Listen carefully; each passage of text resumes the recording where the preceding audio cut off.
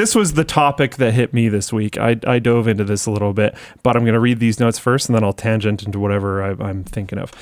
This week, Microsoft officially unveiled its new lineup of laptops featuring Qualcomm's 12-core Snapdragon X Elite and 10-core Snapdragon X Plus chips, all of which are based on ARM. That's like the big drop here. These laptops reportedly have a battery life of 17 to 20 hours, and several apparently outperform an M3 MacBook Air. Acer, Asus, Dell, HP, Inspiron? I thought it was HP Inspiron. Is Inspiron a different brand? Inspiron is a Dell brand, so I don't know. Don't worry about it. Samsung and Lenovo have likewise announced new Snapdragon-powered laptops, laptop lineups as well. These laptops will launch with native ARM versions of Adobe Photoshop, Lightroom, Firefly, and Express. It's an interesting setup to not have Premiere, but it does say with Premiere and Illustrator coming later in the summer. Microsoft is no longer calling these AI PCs, instead calling them Copilot Plus PCs, which really makes me think of GNU Plus Linux. But anyways, the company is heavily emphasizing their AI capabilities, including uncontroversial features like AI upscaling, but it's not completely uncontroversial, but sure. But also a recall feature. This is the one that stood out to me that has raised some concerns among, I almost said piracy, among privacy advocates. Recall gives Copilot a kind of literal photographic memory by taking an automatic screenshot every 3 seconds. This would store around 3 months of a user's recent activity by default. According to Microsoft, the feature can be turned on or off, and these snapshots, which the vast majority of Windows users will never turn it off because the vast majority of Windows users never go into settings and change anything. So keep that in mind. So you might, most people won't. These snapshots are encrypted and stored locally and may be deleted at any time. Further, users can create blacklists that prevent recall from taking screenshots when certain apps or websites are open. Likewise, these images are tied to specific user profiles on the device. Critics, however, have expressed concern that the feature could still wind up capturing sensitive information, because of course it could, which might be abused by someone with access to the device, especially if a person unknowingly borrows a device or uses a public device with this feature enabled. The UK's Information Commissioner's Office has announced that it will be making inquiries into potential security issues posed by the feature. I mean, this is one of those topics where we read the thing and then I think we basically go, that's bad. Yeah. Yeah. Yeah. Elijah in chat, who I don't like acknowledging because he's supposed to be working, but it's after hours, so I guess it's fine. Elijah says, for his AMD Ultimate Tech upgrade, which by the way is coming, he's going to switch to Linux over this feature. And you know what? Based. I don't even blame him. Based. Even though you can turn it off, it's like, yeah, you can turn it off now. And then Windows will update and it'll turn it back on and it won't tell you.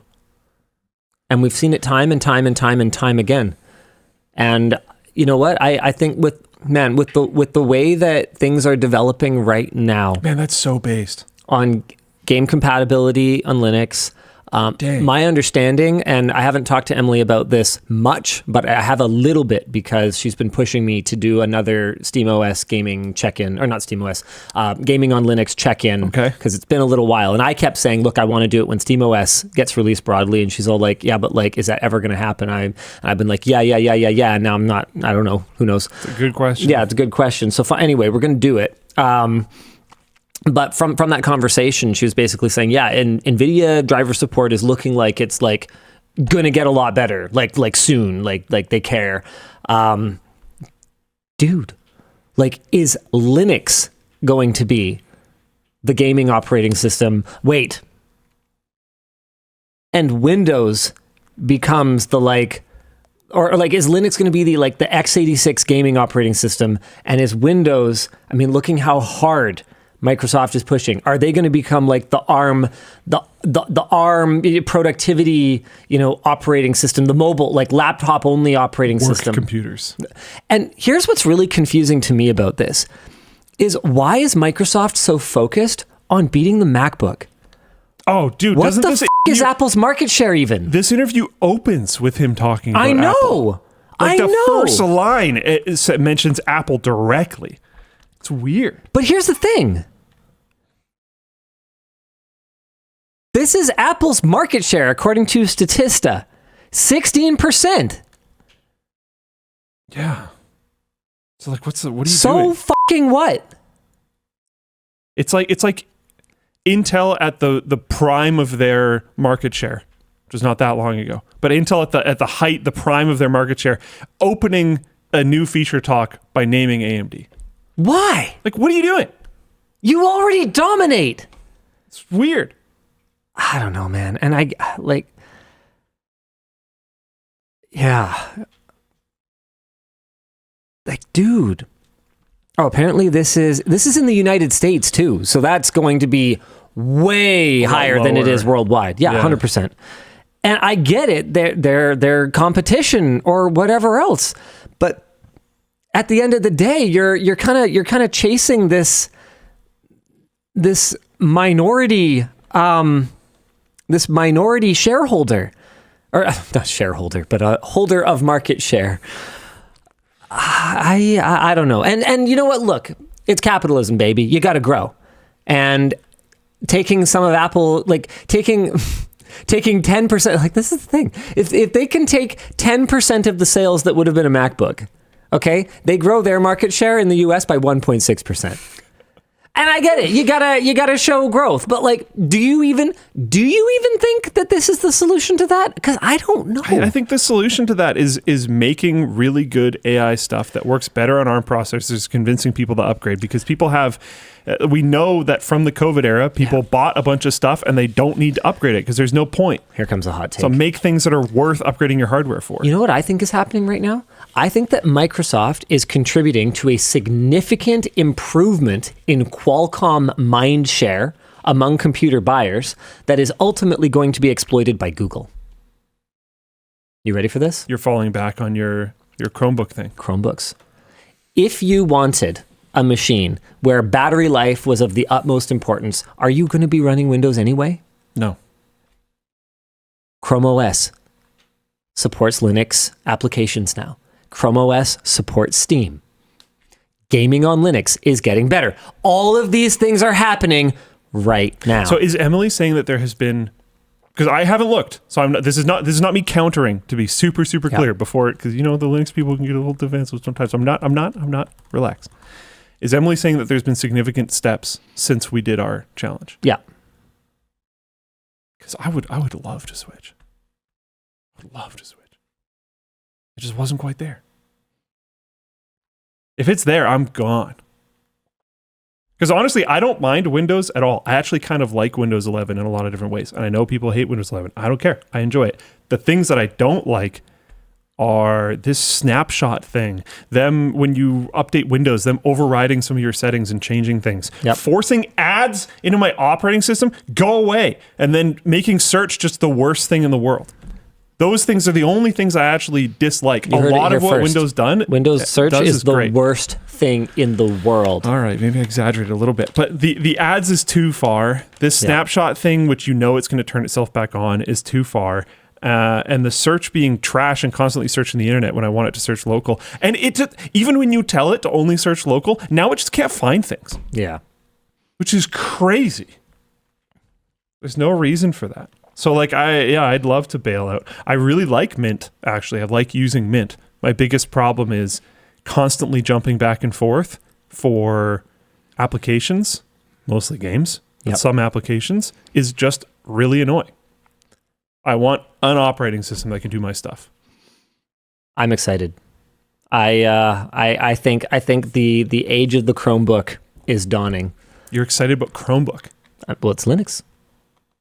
It's kind of cut down shitty Linux. So you think by Chromebook taking over, Linux will become stronger because of more contribution? Look at the trajectory of ChromeOS. ChromeOS started wild. super locked down, basically only ran Chrome. It started out with all the devices having completely locked down firmware, so you couldn't even install a different operating system if you wanted to.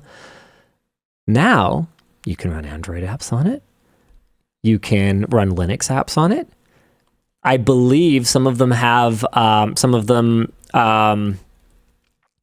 allow alternate operating system installs by default. Don't quote me on that last one. We did a video on this recently, so it's kind of in my brain, but has fallen out a little bit.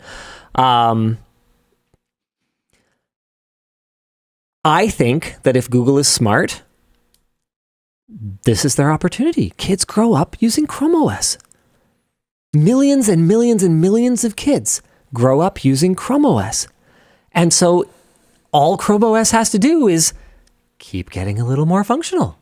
Now, Google is also a tech giant like Microsoft and is absolutely capable of succumbing to the same hubris as Microsoft and just screwing up ChromeOS and making it so bad that we couldn't possibly switch to it. But no, I absolutely do believe that Linux is the beneficiary of ChromeOS gaining more popularity, and ChromeOS stands to be a beneficiary of Linux gaining better support and gaining better access to applications people want to run. Yeah, 100%. One thing that's interesting is as based as Elijah's move is, and as much as if significant improvements have been made, I would yet again be happy to consider it at least. I don't think most gamers are going to care. What about productivity? I think workplaces are going to stay on Windows for the foreseeable future. That's my problem, yeah. Like we can't run WAN show on Linux, unfortunately. Yeah. Yeah, there's What doesn't work? Okay, so that's an interesting one. Handyman in Floatplane chat linked me something that is pretty cool, which is works on WOA.com, and then in this particular instance, /games. I'm going to go to my laptop. You can search the games that will work on Windows and ARM. 100 Asian cats.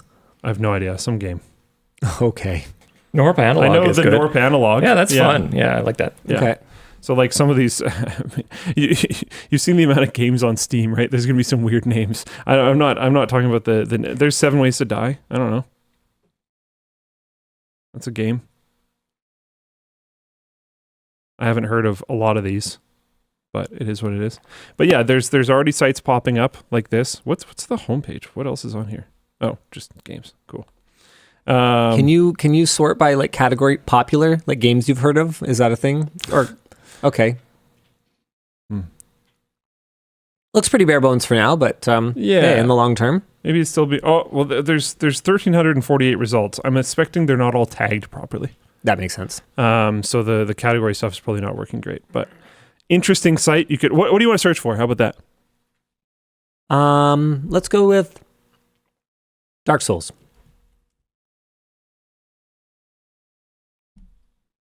Cool.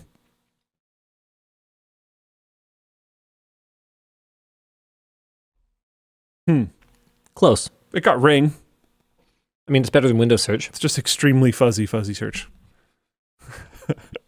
It's comfy blanket search.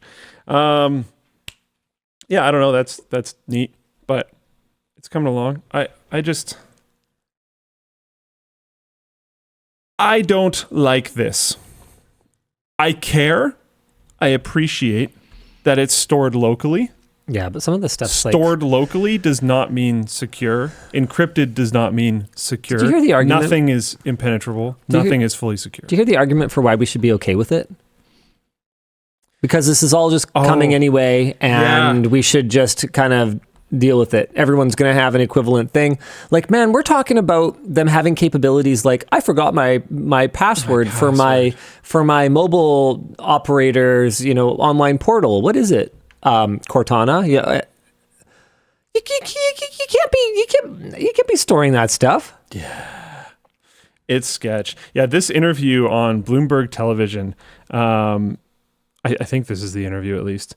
At some point in time, the interviewer asks Satya Nadella, is this it? Yeah, I think so. I'm not 100% certain this is the right one, but I think it is. At some point in time in the video, she asks him, like, this is kind of creepy, basically. And he responds with effectively what Linus just said, which is like, I don't know, AI stuff is going to be like this, so get used to it. Obviously not exactly that. Very PR speechy. No, he wordsmithed it quite a bit better than that. Yes, but that's basically I'm the not point. nominating you for new CEO of Microsoft.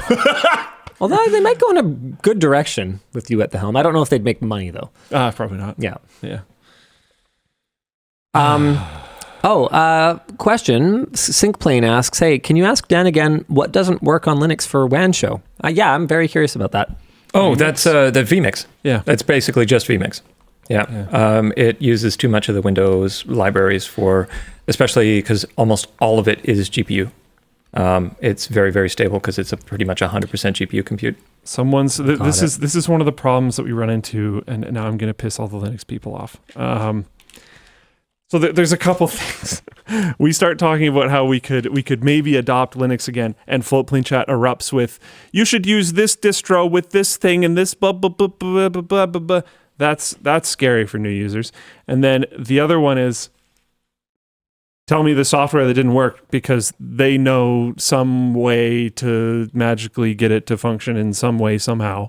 Yeah, I'm running it on Metal. I'm not going to emulate an operating system underneath it. Yeah. There's always that one program, and it stops working, and then we want to go live on WAN show, but it doesn't work, so you have to tinker with Linux to make it function. It's like, yeah. It needs to be. Or we could just spend $100 on a Windows license. Yeah. This is Windows 11 that has vMix installed on it and Chrome. That is all that is on this computer. This is why business, I don't really see them moving. And at home as well, like. There's always that one program that I need to be using that doesn't exist. You had a rough day at work, driving home, 3 different people cut you off, someone scraped the side of your car, you're upset, you go get some coffee and you spill it, and you finally get home, you just want to play video games, and you sit on your computer and they won't work for some reason. And it happened a lot, guys. I think if you're being honest with yourselves, it doesn't bother you because you enjoy the tinkering. There is tinkering. Which is great. Which is fine. Fantastic. I have lots of things that I do the hard way because I enjoy it. Yeah. I don't have to paint my own motorcycle, believe it or not. I'm doing it. Hey, I have pictures. I was going to say, speaking of which. I put white on it. Nice. Primer? Nope. It's primed gray. But the frame needs to be painted white because the pink that's going to go over top of it doesn't shine through as brightly if it just goes on gray primer. I apparently don't have pictures of it, so forget that. How much longer do you think? The paint shop keeps telling me today, bro. Just don't tell me today. Like, tell me tomorrow. Give yourself some wiggle room. For 7 or 8 business days, they've been telling me I'll have it for you today. Is it today or is it? I don't know. Yeah, it doesn't matter. Sometimes you have the best intentions, and I know. I'm waiting on the mid coat and the effect coat, and then I can do the whole thing. Like I'm ready to paint. That's exciting. Yeah, I'm really excited. Someone said, yeah, it's also perfectly okay to only partially move to something if it doesn't work. I hear that, but then like I said earlier in the show, like I don't want to be switching between operating systems all the time. Why are we training up our level 1 technicians on 2 operating systems? Yeah. No, man. We got grub on the computers now, and like, you make a mistake, and now you won't boot. And I've dealt with that before. I used to triple boot between OS X, Windows, and Linux on one machine. Back when you could do the Hackintosh stuff. Yeah, well, I work for you, obviously. Well, that's why we hired you. Yeah, it sucks. I just want to go home and not do work. Basically, there's some significant bumps to get over still. I'm sure those are, I mean, I haven't touched it in a long time. I'm sure those are still problems. But, the more bumps Microsoft puts in front of Windows, eventually those roads might start looking pretty similar. And when they do, I think Linux starts to win. So